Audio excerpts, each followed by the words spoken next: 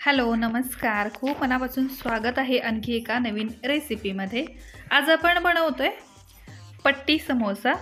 या समोशांमध्ये कांद्याचं सारण असतं, यामध्ये बटाटा अजिबात नाहीत वापरला तरी काही हरकत नाही, पण या पट्टी समोशांमध्ये कांद्याचं सारण असतं। तर हे पट्टी समोसे आज आपण कसे बनवायचे ते बघायचे। यापैकी दोन प्रकार मी दाखवते। या समोशांचं फोल्डिंग दोन प्रकारे कसं बनवायचं ते दाखवते, तर रेसिपी पूर्ण बघा। रेसिपी आवडली तर एक लाईक करा, चॅनलला सबस्क्राइब केलेलं नसेल तर सबस्क्राइब करा, कमेंट करून मला नक्की सांगा। तर चला बघूया हे पट्टी समोसे कसे बनवायचे ते।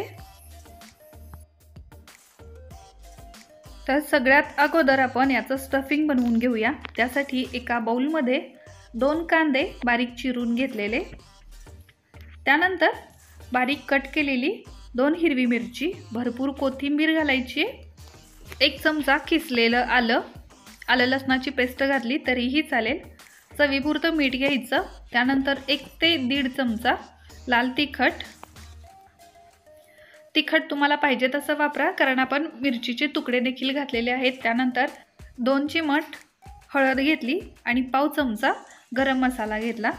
तर आता हे सगळं हाताने व्यवस्थित मिक्स करून घ्यायचं आहे, चुरून घ्यायचं आहे हाताने, त्यामुळे हे सगळे मसाले या कांद्यामध्ये एकजीव होतील, कांद्याला छान कोट होतील। आणि त्यानंतर आता एका लिंबूचा रस घालते मी। लिंबूचा रस घाला किंवा अगदी चमचाभर विनेगर घातलं तरीही चालेल, तेही घालायचं नसेल तर 1 चमचा आमचूर पावडर घाला। आता हे सारण मी झाकून बाजूला ठेवून दिलं आणि आता आपल्याला पट्टी बनवण्यासाठी एक कणिक मळून घ्यायची। तर त्यासाठी एका मोठ्या वाटीनं वाटीभर मी इथं मैदा घेतला। मैदा वापरायचा नसेल तर गव्हाचं पीठ वापरलं तरी चालेल, किंवा 1 वाटी मैदा आणि 1 लहान वाटी गव्हाचं पीठ असं प्रमाण घेतलं तरीही चालेल। आता या मैद्यामध्ये चवीपुरतं मीठ घातलं आणि आता 2 चमचे गरम करून घेतलेलं तेल घ्यायचं आणि आता हे तेल हाताने छान चोळून घ्यायचं। हे तेल छान असं या पिठाला मोहन करून घ्यायचं आहे या तेलानं, त्यामुळं एकदम क्रिस्पी आणि आपल्याला पाहिजे तसा खुसखुशीत समोसा तयार होईल, समोशाची पट्टी तयार होईल। आता हे तेल व्यवस्थित चोळून घेतल्यानंतर थोडं पाणी घेऊन याचा एक गोळा बनवून घ्यायचा, याची कणिक मळून घ्यायची। तर जास्त घट्ट नाही किंवा जास्त पातळ नाही, अशी जशी आपण चपातीला कणिक मळतो तशीच कणिक इथं मळून घ्यायची। तर आता इथं बघू शकता मी कणिक मळून घेतलेली आहे आणि आता ही कणिक बाजूला ठेवून देते। आणि आता इथं आपल्याला समोशांना लावण्यासाठी, पट्टी बनवण्यासाठी एक साठा बनवून घ्यायचा आहे। तर त्यासाठी 2 चमचे मैदा घेतला, यामध्ये पाणी घालून याची एक स्लरी करून घेते, एक पेस्ट बनवून घेते मी। इथं तुम्हाला जर मैदा वापरायचा नसेल तर कॉर्नफ्लॉवर वापरला तरीही चालेल। आता हे तयार झालेलं मिश्रण मी बाजूला ठेवून घेते आणि लगेच आता समोसे बनवायला घ्यायचे आहेत। तर हे समोशाची कणिक आणखी एकदा व्यवस्थित करून घेते, त्यानंतर यामधला एक लहान गोळा घ्यायचा आहे आणि त्याची आपल्याला पोळी लाटून घ्यायची आहे। तर पिठामध्ये घोळवून घेतला गोळा आणि आता याची एकदम पातळ अशी पोळी लाटून घेऊया। गरज लागेल तसा पिठाचा वापर करायचा आहे आणि एकदम पातळ, शक्य तितकी पातळ याची पोळी लाटून घ्यायची। तर आता बघू शकता ही पोळी लाटून तयार झाली। तर आता दुसरा भाग दाखवते।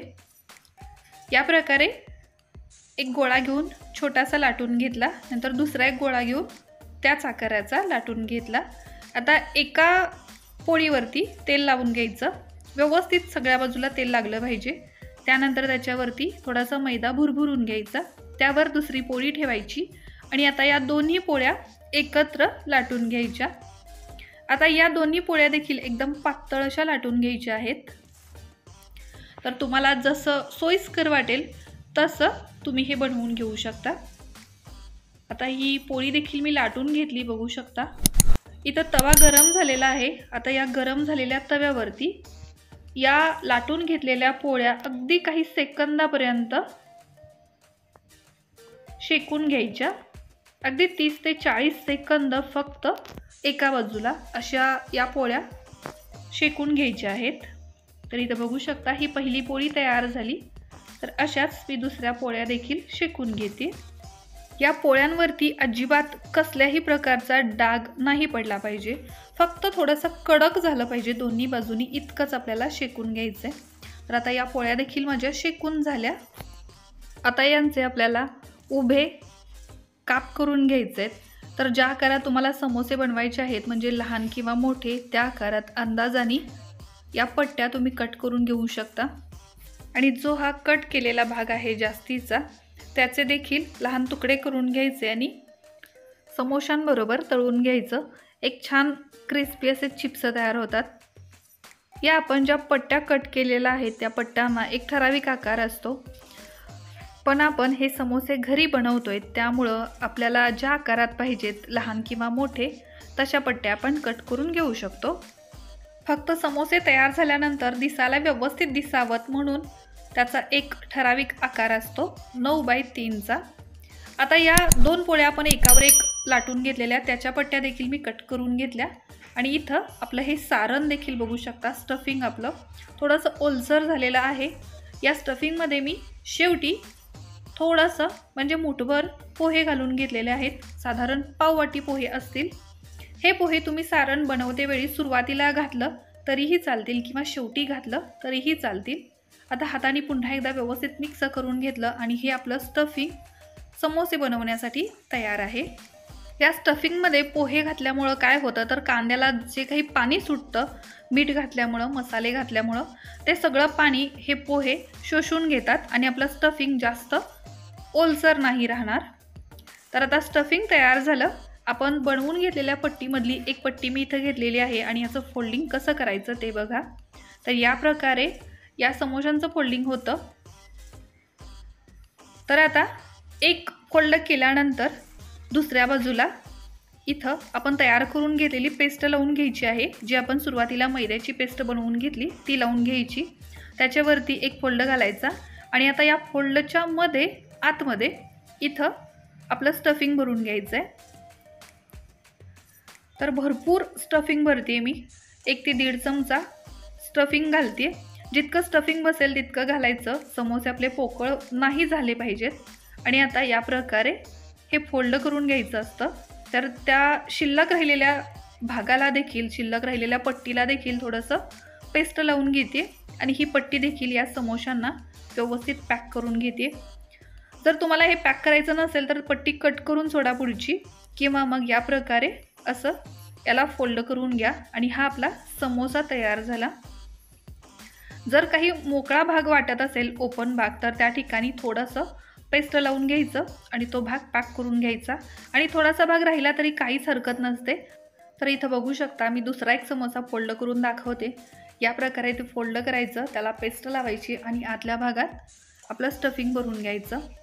हे चटपटीत चवीचे समोसे फटाफट तयार होतात। ज्या या पट्ट्या आहेत त्या पट्ट्या आपण एकाच वेळी जास्त प्रमाणात बनवून ठेवू शकतो। फ्रीजमध्ये आपण त्या स्टोअर देखील करू शकतो। एकदा बनवलेल्या पट्ट्या कमीत कमी 15 दिवस तरी आरामात टिकतात। तर एका वेळी पट्ट्या बनवून ठेवायच्या आणि जेव्हा कधी समोसे बनवायचे असतील त्यावेळी फटाफट हे समोसे बनवायचे। आता हे आपले बरेचसे समोसे बनवून तयार झालेले आहेत। तर यापैकी आणखी एक प्रकार दाखवते। अगदी सोपं आहे हे तर बनवायला, अगदी लहान मुलं देखील बनवू शकतील, इतकं सोपं आहे हा दुसरा समोसा बनवायला। आपण शेकून घेतलेली जी पोळी होती ती घेतली, त्याचे समान 4 भाग करून घेतले, त्यामधला एक भाग घेतला आणि आता फोल्डिंग बघा त्याचं, अगदी सोपं फोल्डिंग आहे, कुणीही सहज करू शकतं। त्यातल्या एका बाजूला थोडीशी पेस्ट लावून घेतली, त्याच्यावरती दुसरा भाग चिटकवून घेतला आणि आता आतल्या भागात स्टफिंग भरायचं आणि जो शिल्लक भाग आहे त्याला देखील पेस्ट लावायची आणि तो शिल्लक भाग त्याच्यावरती फोल्ड करून चिटकवून घ्यायचा। तर थोडंसं प्रेस करावं लागतं, पण अगदी छान सहज तयार होतं आणि मस्त आकारात आपले हे समोसे तयार होतात। सगळ्यात सोपी पद्धत आहे, तर नक्की ट्राय करा। आता हे सगळे समोसे फोल्ड करून झाले, तेलही छान गरम झालेलं आहे। सुरुवातीला या तेलामध्ये पट्ट्यांचा भाग कट करून घेतलेला होता ते तळून घेते। हे देखील अगदी क्रिस्पी कुरकुरीत तयार होतं, अगदी चिप्स सारखं। याच्यावरती कोणताही मसाला, थोडंसं मीठ घातलं की हे चिप्स खाण्यासाठी तयार झाले। तर आता हे सगळे चिप्स मी तळून घेतले आणि आता आपले समोसे तळायला घेते। तेलामध्ये समोसे सोडते वेळी तेल कडकडीत गरम असावं आणि तेलामध्ये समोसे सोडल्यानंतर अगदी काही सेकंदामध्ये गॅसची फ्लेम कमी करायची आणि मीडियम फ्लेमवरती हे सगळे समोसे थोडासा रंग बदलेपर्यंत, थोडेसे क्रिस्पी होईपर्यंत तळून घ्यायचे। तर 1.5 ते 2 मिनिटांनंतर बघू शकता छान असा रंग आलेला आहे, छान क्रिस्पी आपले हे समोसे तळून झालेले आहेत। तर मी बाजूला काढून घेते आणि असेच बाकीचे सगळे आपले समोसे तळून घेतले मी। तर बघू शकता सगळे समोसे तयार आहेत, एकसारखा रंग आलेला आहे, अगदी क्रिस्पी तयार झालेले आहेत आणि चवीला देखील अगदी चटपटीत लागतात हे समोसे। तर नक्की ट्राय करा। ही माझी आजची रेसिपी आवडली तर प्लीज व्हिडिओला एक लाईक करा, चॅनलला सबस्क्राईब केलेलं नसेल तर सबस्क्राईब करा, त्यासमोर येणारं बेल आयकॉन प्रेस करा, कमेंट करून मला नक्की सांगा। थँक्यू।